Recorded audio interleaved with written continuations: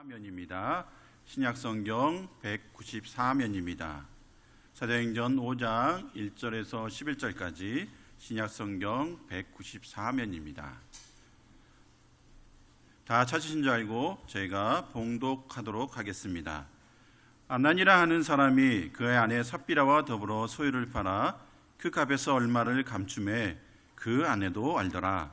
얼마만 가져다가 사도들의 발 앞에 두니 베드로가 이르되 아나니아야, 어찌하여 사단이 내 마음에 가득하여 내가 성령을 속이고 땅값 얼마를 감추었느냐?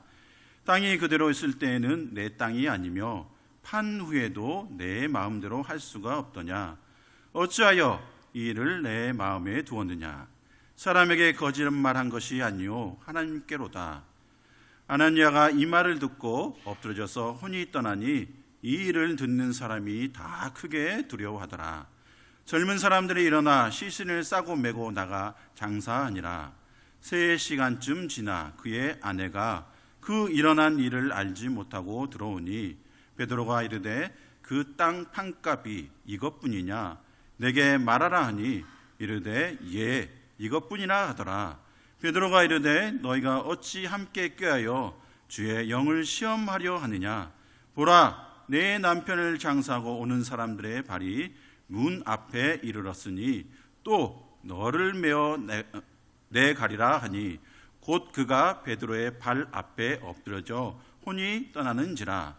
젊은 사람들이 들어와 죽은 것을 보고 메어다가 그의 남편 곁에 장사하니 온 교회와 이 일을 듣는 사람들이 다 크게 두려워하니라. 아멘. 찬양 감사합니다.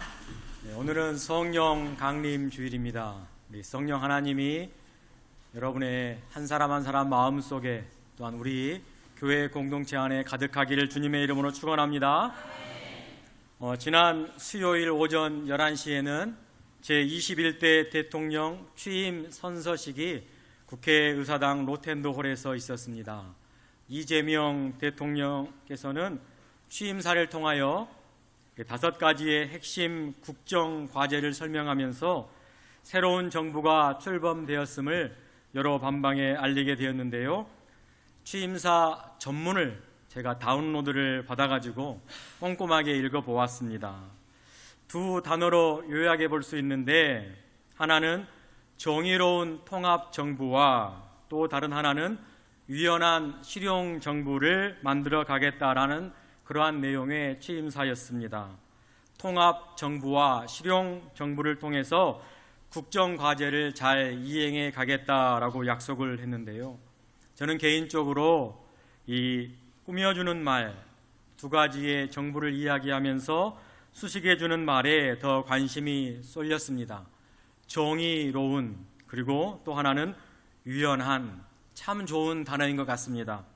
왜냐하면 우리가 믿는 하나님은 정의와 사랑의 하나님이시기 때문입니다.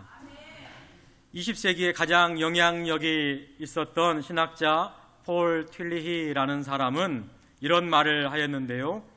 정의 없는 사랑은 감상적이고 사랑 없는 정의는 냉혹하다라고 말을 했습니다. 우리 하나님께서는 그 사랑과 그 다음에 정의를 동시에 보여주기 위하여 신이, 하나님이 직접 인간의 모습을 통하여 우리에게 예수 그리스도의 모습으로 십자가에 달리셔 죽기까지 하는 모습으로 사랑과 정의를 우리에게 보여주셨습니다. 아무튼 내란을 종식하고 새로운 정부가 출범을 하였으니 우리는 교회의 역할로서 이 정의로운 나라, 그리고 이 유연한 나라가 될 수 있도록 기도하는 일에 우리 모두가 소홀함이 없어야 할 것 같습니다. 오늘 본문에 등장하는 이 예루살렘 교회 공동체는 성령의 역사와 함께 시작되는 사랑의 공동체였습니다. 사랑의 공동체의 모습 가운데 성령이 충만하였습니다. 믿는 무리가 한 마음과 한 뜻이 되어 생활하였습니다. 밭과 집이 있는 사람은 자기의 소유를 팔아가지고 사도들 앞에 가지고 오고, 사도들은 그 판값을 가지고 각 사람의 필요에 따라 나누어 주는 그러한 공동체의 모습을 초대교회 공동체가 보여주었습니다. 그렇게 하여서 교회가 출발하였습니다. 그 무리 중에 요셉이라고 한 사람을 소개하고 있는데요, 사도들은 그를 가리켜 바나바, 또한 위로의 사람이라는 칭호를 불려서 그를 요셉을 가리켜주고 불러주었습니다. 그가 자기 밭을 팔아 그 값을 가지고 사도들에게 찾아와 어려운 지체들, 어려운 성도들을 위해 사용해 달라라고 요청을 했습니다. 바나바는 누구입니까? 예루살렘 교회에 그 처음 예배의 초소를 마련해 준, 제공해 준 마가의 삼촌이 바로 바나바였습니다. 120명이나 들어갈 수 있는 그 마가의 다락방, 큰 저택을 소유한 자였고 초대교회의 아주 중요한 인물이었으며 영향력이 있던 사람이 바로 요셉 바나바였습니다. 또한 다메섹에서 주님을 만나 변화를 받았던 바울을 예루살렘 교회 사도들에게 소개해 줄 만큼 영향력이 있는 사람이 바로 요셉 바나바였습니다. 그가 자기의 밭을 팔아서 사도들 앞에 또한 공동체를 위해 사용해 달라라고 찾아왔습니다. 이러한 소식이 교회 안에 여러 곳에 퍼지게 되자 오늘 본문에 등장하고 있는 아나니아라고 하는 사람이 그의 아내 삽비라와 함께 그들도 자기의 소유를 팔아서 사도들 앞에 가지고 나옵니다. 그런데 그 판 값에서 얼마는 감추고 얼마만 가지고 온 것입니다. 아나니아는 당시의 유대 사회에서 흔한 이름 가운데 하나였습니다. 우리가 사도행전만 보더라도 아나니아라는 이름은 꼭 총 3군데에서 등장을 하는데요, 오늘 본문을 제외한 2곳에서 더 등장을 하고 있습니다. 9장에 가면 사울에게 안수를 한 이도 아나니아고 23장에 가면 제사장의 이름도 아나니아였습니다. 이처럼 아나니아라는 이름이 많이 등장을 하고 있는데 왜 이 이름의 이야기를 하느냐? 그 아나니아의 이름의 뜻은 여호와는 은혜로우시다라는 이름의 뜻을 가지고 있습니다. 참 좋은 이름입니다. 그리고 그의 아내 삽비라도 그 아내의 이름의 뜻은 아름답다라는 이름의 뜻을 가지고 있는 참으로 이름이 귀하고 아름다운 부부였습니다. 하지만 오늘 본문을 쭉 읽어보면 이 두 부부는 이름대로 살지 못하였습니다. 여호와는 은혜로우시다, 또한 아름답다라는 이름을 가지고 있는데 그렇게 살지 못한 사람들이 바로 아나니아와 삽비라 부부였습니다. 이 아나니아와 삽비라가 바나바를 의식했는지 아니면 교회 안에서 자신들의 이름을 좀 내고 싶어서 자기 안에 있는 공명심이 있었는지 자신들도 소유를 다 팔아 사도들 앞에 가지고 나옵니다. 그런데 막상 이 소유를 다 팔아 사도들 앞에 가지고 나오려고 하니 조금 아깝기도 하고 또 생각해 보니 나중에 후에 내가 얼마를 남겨둬야 했다는 생각도 들기도 합니다. 당연히 인간인지라 그럴 수 있습니다. 그런데 또 다른 한편으로는 이 부부의 마음속에는 자신들의 이름을 좀 내고 싶었던지 일부만을 바치고 일부를 전체로 바치는 것처럼 가장하려는 마음이 그들 가운데 생기기 시작했습니다. 바로 이러한 마음을 먹는 순간 그들 안에 사탄이 그 틈새를 비집고 들어와 찾아오며 공격하기 시작하였습니다. 지금까지 여러분들 초대교회는 성령이 함께하는 교회였습니다. 그 가운데 밖에서부터의 이 교회를 공격하는 물리적인 힘과 정치적인 권력이 있었는데 잘 방어하였습니다. 공격이 있었지만 성령의 체험과 능력으로 인하여 든든히 서갔습니다. 그런데 오늘 이 사건부터 시작해서 그 공격이 교회 바깥이 아니라 교회 안에서 발생하기 시작하였고 지금까지는 종교의 지도자 혹은 공의회 회원들이 그 공격의 수행자가 되어서 이 교회와 사도들을 공격하기 시작했는데 이제 한 사람의 탐욕, 그 사람의 탐욕을 부추기고 무뎌진 양심의 자리를 잡으면서 사탄이 공격의 주체가 되고 있다라는 사실이 오늘 본문에 우리에게 기록을 해놓고 있습니다. 여러분, 오늘 본문 3절을 한번 보시기를 바랍니다. 베드로 사도는 이렇게 말하고 있습니다. 아나니아야, 어찌하여 사탄이 내 마음에 가득하여 내가 성령을 속이고 땅값 얼마를 감추었느냐. 어떻게 이처럼 그 두 부부의 비밀을 알았는지 사도는 그들을 책망하였습니다. 그런데 그 책망의 내용이 성령을 속였느냐라고 묻는 것입니다. 원문을 그대로 직역을 하자면 이렇습니다. 사단이 그대를 무엇으로 가득 채웠는가? 사단이 그대를 무엇으로 가득 채우게 하였는가? 라고 질문을 한 것입니다. 어느 설문조사기관에서 결혼정년기 남녀 700명을 대상으로 이러한 설문조사를 하였다라고 합니다. 배우자를 고를 때 누구의 영향력을 가장 많이 받습니까? 라는 하나의 질문이었는데요. 1위를 차지한 대답은 46.6%로 어머니의 입김이었습니다. 그 다음으로는 아버지의 영향력이 21.1%, 또한 형제 자매의 이야기는 14.4%, 그리고 친구가 한 5% 정도 그러한 영향력을 끼쳤다라는 조사의 결과가 나왔는데요. 다들 예상할 수 있는 그러한 수치입니다. 그런데 저는 영향을 받았다라는 그 대상보다 뒤에 붙어 있는 단어, 입김이라는 단어에 더욱더 놀랐습니다. 입김이라는 것은 여러분, 입 안에 있는 따뜻한 공기가 바깥에 있는 찬 공기와 만나면, 차가운 공기와 만나면 하얀 김처럼 서리는 게 바로 입김입니다.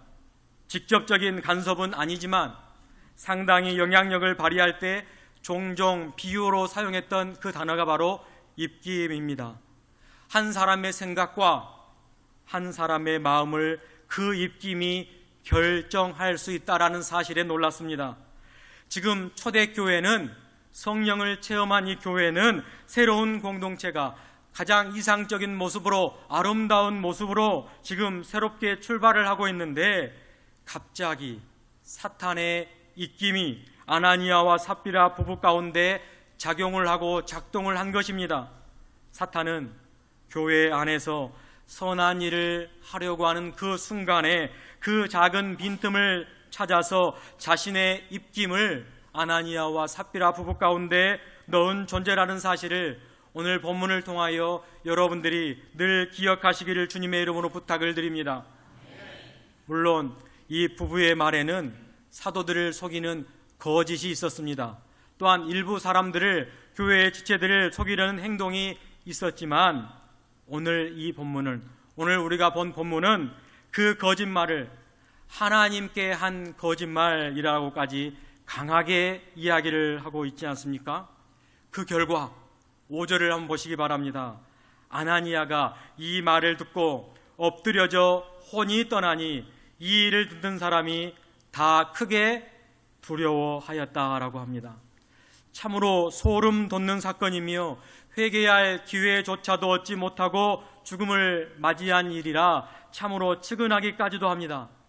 그런데 더 놀라운 사실은 베드로 사도가 그들을 저주한 일도 없었고 아나니아를 죽일 권세도 사도에게는 없었으며 그러한 의도도 베드로 사도에게는 전혀 없었습니다.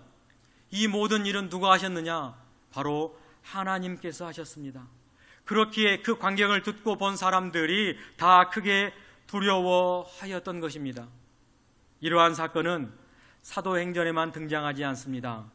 여러분, 구약에 보시면 레위기 10장 가운데 등장하고 있는 아론의 아들들 가운데 4명의 아들이 있었는데요, 그 가운데 첫째 아들과 둘째 아들이었던 나답과 아비후가 하나님께서 명하시지 않는 다른 불을 향로에 담아서 분향했던, 그 향을 피웠던 그 사건을 통하여 하나님께로부터 불이 나와 그 나답과 아비후가 둘 다 죽는 사건이 레위기 10장에는 기록을 하고 있습니다. 나답과 아비후는 하나님께서 명하시지 않는 다른 불을 분향함으로써 하나님을 대수롭지 않게 생각하였고 하나님을 함부로 여겼기 때문에 그러한 불행한 결과를 맞이하게 되었습니다. 이뿐만이 아닙니다. 구약의 여호수아 7장에 보면 이스라엘 백성들이 아이성 전투에서 패배한 원인 중 하나를 아간의 탐심이라고 이야기를 하고 있습니다. 아간은 여호와께 바친 그 물건들을 자기가 숨겨두고 개인적으로 소유하려고 하였습니다. 하나님의 뜻을 거스리고 이스라엘 백성 전체에게 속이는 큰 죄를 짓게 된 결과 이러한 일을 초래하게 되었는데요. 그 죄는 이스라엘 백성들의 승리를 하나님께서는 막으셨고 아간 본인뿐만 아니라 본인의 가족들도 돌에 맞아 죽음을 당하는 그러한 결과를 가져오게 되었습니다. 오늘 본문에 등장하고 있는 사도행전 5장에 등장하고 있는 이 아나니아와 삽비라의 사건, 또한 레위기의 두 아들이 죽는 사건, 아간의 탐심의 사건, 모두가 다 하나님이 이끌어 가시는 새로운 공동체, 하나님의 백성의 공동체들이 첫걸음을 내딛는 순간 일어난 사건들입니다. 오늘 본문은 단순하게 거짓말하지 말라, 개인의 규범을 이야기하는 교훈이 아니라라는 것입니다. 생명을 소중하게 여기신 우리 하나님께서 그 아픔을 감수하면서까지 신앙의 공동체는, 하나님이 이끌어가는 성령의 공동체는 달라야 하기 때문에 교회가 새롭게 출발하는 그 시점에 교회의 작동 원리와 그 교회의 속성을 하나님께서는 잘 알려주기 위하여 예루살렘 교회의 출발 앞에 이처럼 마음 아픈 사건, 큰 사건을 통하여 이스라엘 백성들에게, 특히 교회 공동체에게 교훈을 하고 계시는 것입니다. 여러분 7절도 눈으로 한번 보시기 바랍니다. 7절에는 시작의 단어를 3시간쯤 지나다라고 있는데 헬라어 원문에는 지나다라는 동사가 먼저 나옵니다. 그런데 그 동사를 표기할 때에 원문에는 다른 곳에서는 표기하지 않은 대문자로 지나다라는 단어를 표기하고 있는데요. 시간이 흘렀습니다. 3시간이 지났습니다. 그의 아내가 남편이 죽었다는 사실을 전혀 모른 채 지금 교회 안으로 들어오고 있습니다. 시간이 지나 아내가 교회 안에 들어왔습니다. 이때에 베드로 사도의 심정이, 그 심경이 어떠했는지 여러분 한번 상상해 보시기를 바랍니다. 방금 전에 3시간 전에 성도 한 사람의 목숨을 하나님께서 빼앗아 가셨습니다. 하나님의 심판으로 남편이 죽은 사실도 모른 채 사도 앞에 서게 되었는데요. 아마도 베드로 사도는, 그의 마음은 남편처럼 되지 않기를 간절히 바라는 그 마음으로, 회개할 기회라도 줄 마음으로 조심스럽게 다시 삽비라에게 이렇게 질문을 합니다. 그 땅 판 값이 이것뿐이냐? 내게 말하라. 아마도 심장이 멈추는 듯한 그러한 질문이었을 것입니다. 그 순간에, 그 찰나의 순간에 속이지 않기를, 진실되게 말하기를 정말 사도의 입장에서는 그렇게 바랐을 것입니다. 하지만 그녀의 대답은 예, 이것뿐입니다 라고 거짓으로 또다시 대답을 해버립니다. 진실을 말하고 회개를 할 기회가 주어졌음에도 불구하고 역시 성령을 속이는 죄를 그녀는 범하고 말았습니다. 그녀 역시 죽음을 면치 못하고 남편 옆에 장사가 되니 온 교회와 이 일을 듣는 사람들이 또다시 다 크게 두려워하고 놀랐다라는 사건이 오늘 본문에 기록되어 있는 사건입니다. 오늘 이 사건이 우리에게 주는 교훈이 참으로 많이 있는 것 같습니다. 서두에 말씀드린 대로 21대 정부가 이 내란의 전국 가운데 6개월 만에 출범하게 되었습니다. 새롭게 출발하는 이 정부가 과거의 부정과 과거의 거짓과 과거의 속임이 아니라 정의로운 나라, 깨끗한 나라, 정직한 나라가 되기를 우리 교회된 우리가 먼저 기도해야 될 줄 믿습니다. 그리고 더욱더 우리는 진실해야 합니다.